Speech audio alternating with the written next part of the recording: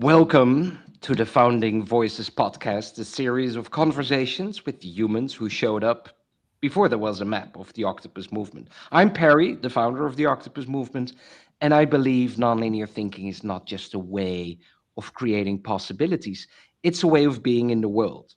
Each week, I speak with three founding members of our global mycelium to explore who they are, why they think differently, and how they're shaping a future that can be built in straight lines. Well, let's meet today's guest. It's Eugen Oetringer. Eugen Oetringer is a senior analyst, an agile coach, a polymath focused on the root causes and decision making, and the main analyst of the Law of Nature Manifesto and Operation System, a framework for understanding complex problems and how systems fail or succeed. Welcome, Eugen, in our podcast. So happy to have you here. Um, let me, well, that was the serious introduction, right? And of course, um, doing some research and writing about who you are, a senior analyst and an agile coach, but we want to know more about Eugen as a human being. So, first question first, Eugen. I always start that way. What is the octopus in Eugen? What is your nonlinear thinking? How would you describe your own octopus inside of you? Well, that's an interesting question. I must admit I came about a couple of discussions on that subject. Oh, really? Brought me actually back to where I grew up, and that was at a farm. And Mm-hmm. the nice thing about a farm is you learn all sorts of things, but when something is broken, you need to fix it. Mm-hmm. You don't call a plumber or electrician right away, but you try to do it yourself. Yeah. And then later in life, I got into studying applied mathematics.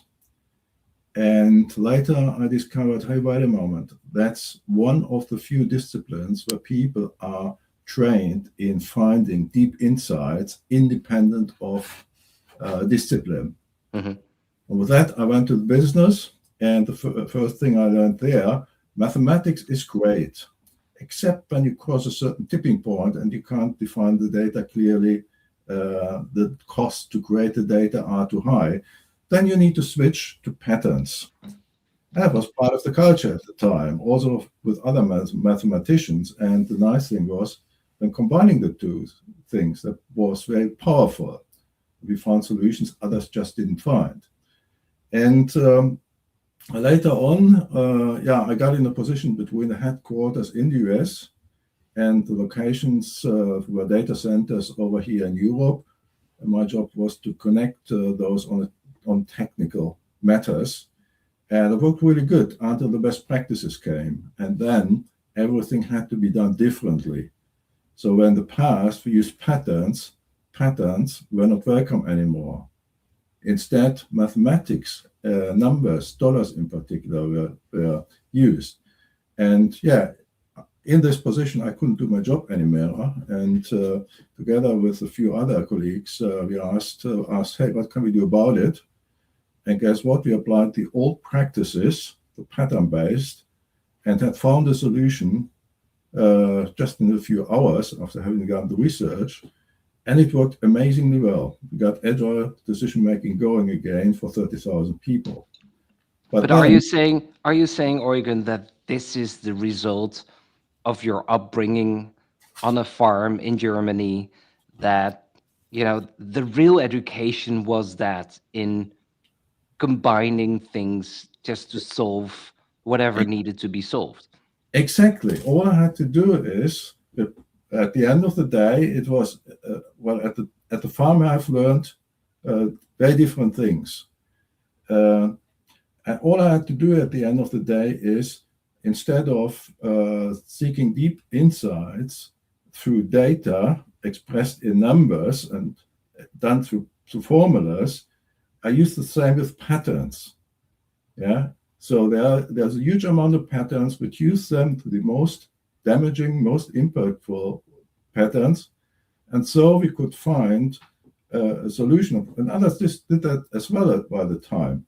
at the time. And so we could find the solution to fix this communication gap between the headquarters and the others. And that was organizational matters. That was about communication, technology, and especially how to get all the things together, inclusive human aspects. How do people react? And the good thing, yeah. Yeah, but it makes me curious in to ask you. I see you running around at the farm as a little Eugen, being Yeah. 8, 9 years old. How were you when you were just a little boy? It's Were you always been fascinated by connecting the dots and looking at things differently? How were you when you were like 8 to 12 or something like that? Yeah, at that age, we started to work at the time at the farm. And one of the nice things was to go on the what's called tractor. What's really nice things, and jump around, all sorts of nice things. And when it became a little bit older, yeah, okay, there are a couple of things that one really likes. So perhaps if something breaks down with the machine or the small motor we had at the time, yeah, fix it. Yeah. And so we opened them and looked for it and got it fixed. As much as possible ourselves. I remembered my own childhood that I loved to take things apart, the radio, and take the radio all apart. And then I always had trouble to put everything together again. How was that for you? Were you taking everything apart as well? Were you always fascinated in also the technician part of things and how things are created together and how it works in wood and these kind of things? Yeah, exactly. We open things, or I open things as well. An engine, okay, I didn't really fix an engine, but things around there that broke right from time to time, wheels or so, take it apart as far as necessary and put it together again. Now, I know you're living in the Netherlands, Eugen, and it took me forever to pronounce your first name correctly. And now that's why I'm saying Eugen all the time, because I'm so proud of it that I can finally say it well. What happened? What brought you to the Netherlands? What was going on? Well, two things. My girlfriend, well, I got a Dutch girlfriend. That was one of the things. The other thing, I was always driven to go abroad. And it's also one of the other things. Seek experiences, try to get into another culture. That's really powerful. It's a huge win compared to staying in just one country. One understands each other much better. I can hear the audience say, "Tell us about your girlfriend. Where did you meet her, the lady from the Netherlands? Was that in Germany or were you in the Netherlands?" That was a little bit, how shall I say, a little bit of a story. Actually, with another friend of mine, I went to the US for, learning English and having some vacation. And the other one, the tour was split it up, and the other one was in the same tour as my girlfriend. And later on, they came to me for a little party, and that was it. The rest just emerged. The rest is history. So it was love at first sight immediately. Yeah. And you're married now. So how's your wife? Is she also very much focused on systems? Are you brainstorming? Are you being nerdy at the dinner table together in talking about systems and agile? And how does it work with the two of you? It's very different, actually. It works among us in a way. So everybody has his own freedom, and that's what the other one likes. What one likes. But when it comes to the actual work, well, I do my work, and she does her work. So that means she's doing something completely different, and you're both in a different way, and at dinner you find each other and you're Yeah, having fun as a couple, but you're not talking about agile and systems and no, connecting the dots. not at No, all. no. No. And your kids, you have three kids. Yeah. How old are they, Eugen? Uh, God, that's 34, 31, and 29. And 29. And we talked about with the first question, what is the octopus in you? When you're looking at your kids, do you think they're nonlinear thinkers too? Who's the biggest octopus from the three of Yeah, them? that's the youngest child. She's one. Yeah, she's definitely non-linear thinker. She's the nonlinear one, and where is she from the three? Is she the oldest, the youngest, in the Yeah, middle? yeah, The youngest. yeah. Yeah. And does she enjoy being a nonlinear thinker? Is it something you both talk about? Um, yeah, she realizes it. That's something one doesn't get right away, but we had discussions about it, and yeah, she lives in another town now, so uh, and is very independent, I must say, from a young age. Is that a um, sorry? Is that something that is also, in your opinion, close to nonlinear thinking, being independent? Um, well, how shall I say? She just developed into it. She is very different, Hmm. and that in a way that is very positive. Yeah. Hmm. How shall I say? It's uh, yeah. She enjoys it. She does things differently. In 20 years ago, one would have said here and there that there you need to change, but that's her. It's part of her character and expression, and it really belongs to her. Now, I'm curious, Eugen. You've worked with so many teams and with a lot of teams all over the world. When we when we think about your daughter, when we think about you and nonlinear thinking and being agile and creating results with teams, what do you think? Um, how success of a team is linked to that nonlinear thinking? How do you see that?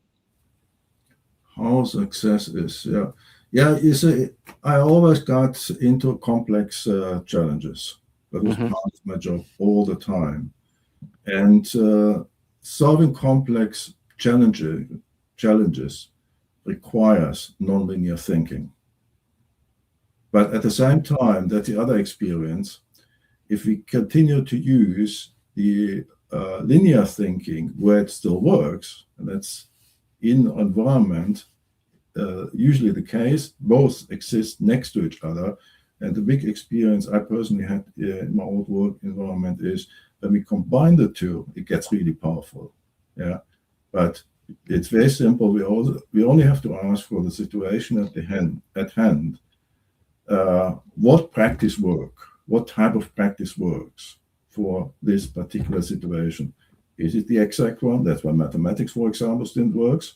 But when the tipping point is crossed, then one needs to switch to nonlinear thinking and combine it. And the experience I made is they are complex things, and they are really complex things. And they're really complex, then there's little linear thinking in it. Can you visualize that for us? So imagine someone is listening, saying, "Okay, what are you exactly talking about?" Because I agree with you, Eugen, that success and creating possibilities is about the combination of linear and nonlinear thinking. And what do we mean by linear, nonlinear thinking? Linear, the conditioning and how to do something with certain steps, and nonlinear, call it out of the box thinking, call it intuition, call it gut, call it not thinking at all. Can you can you describe what happens in a team when there's a good balance with linear, nonlinear thinking, solving something that is very complicated? Well, actually, the company I worked for insourced complete IT departments. yeah, from General Motors, Unilever, you name it. And what happened there is we didn't need classes and the likes to get them integrated into the culture, but we provided them smart answers to problem situations. We listened to people at the time. What do they really need beyond the surface? And that got them quickly on board. Yeah. So, for example, when other organizations there were calls to the help desk again and again. In our organization, we had this practice that said, okay, problem occurred twice or three times. Who is responsible for it? Who is going in charge of solving the root cause? And this way, many nightly calls in the IT were prevented. Clients were happier. And that motivated people as they saw, hey, wait a moment, these guys do things other organizations do not do. We actually had leading practices, services in production about every year that were way ahead of others. It was in particular in the field I worked was, for example, capacity management. With the best practice, it was a matter of collect the data and eventually you can get the good results out of the collected data. And we said, hey, wait a moment, mathematics that works only to a certain degree. We use that was very simple. At the end of the day, just to give an example, we were able to run the big data center computers at 100% busy, peak hour, and no complaints by the users. Usually, they would have waited behind a screen, but we had found a technique so it could run at 100% and no complaints. And this way, we were able to free people for other tasks, whereas others had to either buy the expensive upgrades, million euros was pretty usual, or hire additional people to handle the service complaints, that kind of stuff. We could reduce them simply because it was set up in a way that the capacity bottlenecks were prevented as much as possible. It's similar to the road, yeah? Same principles. When there are too many cars on the freeway, traffic jams developed, and that's exactly the same with computers, in public services, you name it. There are certain techniques, if you apply them, and partially was non-mathematical, that was part of the trick. Yep. That enabled us to, provide services at a much higher quality and a much lower cost than others did. When you're not, I think you're so good in analyzing complexity and creating manifestos. And I know you now for, what is it, Eugen, a year? Yeah. A little bit year than a year. And I've seen your work at the manifesto and your analysis and creating all kinds of very interesting, very complex things. But what do you do when you're not analyzing complexity and manifestos? What do you do to do something different? Do you do that as well? What happens in your life when you're not busy with complexity? Well, the good news for what I do is what used to be a hobby to some degree has become the work, and it gives the energy. So I'm less dependent on other things. But yeah, I do a little bit of sport, and I travel an awful lot in younger years. Yeah, you travel a lot. You really like that, right? Traveling and seeing other things. I did. With the age, I prefer Zoom many times. Is that your curiosity, which is also a very clear trait of an octopus? Is your curiosity also why you love to travel and see and explore new things? To a certain point, yeah, because it was always fascinating to learn how other cultures work, what's different there. Yeah, but at some time always focus on where is the highest damage and where can the highest impact be made. So that part has dropped down a little bit in my priorities. So Because I think this means, Eugen, when you're not analyzing complexity in manifestos, you're busy with your hobby, and that's analyzing complexity in manifestos, kind of, right? yeah. This is your life. Yeah. Right now, it's that's what gives me energy Yeah. more than the other way around. I couldn't lie for hours and hours on the beach, No. and I never What did. what are you curious about today in today's world? What triggers your thinking right Yeah, now? the one thing I went into, and that happened through contributing actively or in the background to initiatives wanting to solve some of the big problems. But we found out, hey, wait a moment, the solutions are there. That's not the issues, but we don't get them through the systems anymore. Hmm. What fascinates me right now is, or are basically two questions. What do decision makers really need to make the problem solving decisions?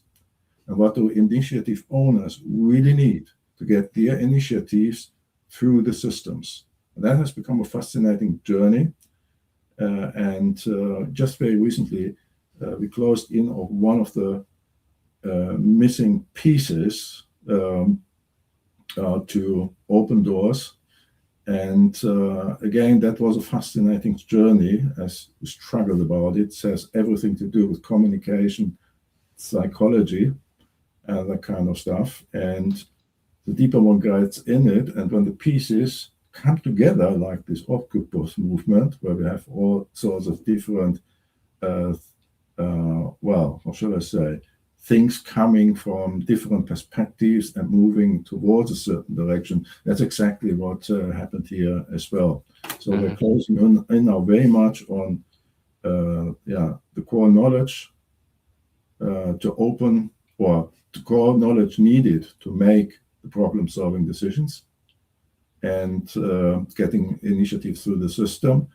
And on the other hand, the challenge was, of course, how do we get through the system into the decision making? And I think we have found now something that's that is powerful, and that is what's in it for me from different perspectives. Hmm. You see, the traditional way would be for each target audience, create a web page that focuses exactly on them. But with complex challenges, if you do that, that quickly breaks things into parts, and we get back into this linear thinking. Hmm. So when you need to break something in parts, what happens is the root causes, solution possibilities outside the parts will be missed. And people can these days recognize that, and that is usually the beginning of the end of a problem. But if you do it differently, the end of a project. But if you do it differently and let go of this breaking into parts and ask, what is the solution framework? Not hundreds of pages, just one or two pages ideally. What are the needed parts to get over this tipping point where it becomes executable in today's world? Then it gets powerful. That's What? where we're heading right now. Yeah. So imagine there's a magic wand, Eugen, Yeah. and you can solve a big problem in the world, in today's world. You get a team, you use your manifesto, your way of looking at complexity. What would a problem be that you would love to solve? The number one problem I'd love to solve is getting initiatives on board that help us asking leadership questions. Hmm. Asking leadership questions that open the door not just for us, but also for their own initiatives. Yeah. So what's one? One is, for example, okay, we want to solve a complex problem, or you as an organization want to solve a complex problem. But okay, where's the skill set? We're the people, or we're the And people who have the skill I set. get that, but I want to zoom out a little bit more. Yeah, So I get it, working with leadership teams and get everybody on board. But I'm looking for a little bit higher in when you look at today's world, what's happening, and maybe in politics, maybe in climate, maybe in humanity. What is from a very large scale a problem you would love to solve with your team? Would it yeah. be something in climate change? Would it be something in humanity? What would it be? It will be providing, and but let me put it the other way around. Today we have a chaos of guidance and direction, Hmm. and nobody knows really how to put them together, get through this chaos. So what that would be is creating a path or an operating system for the enablement of a common direction leading us out of the mess. Hmm. Yeah. So not by climate change, not by another box. It has to be at a very fundamental level that applies to anything complex. That's in the nature of complex systems. You break it into parts, you're almost certain to miss important things, and one gets stuck in the system. And is a complex system then the same as chaos for you? No, No. no, Would you chaos is say then that you would like to solve a complex system, a complex problem. a complex problem?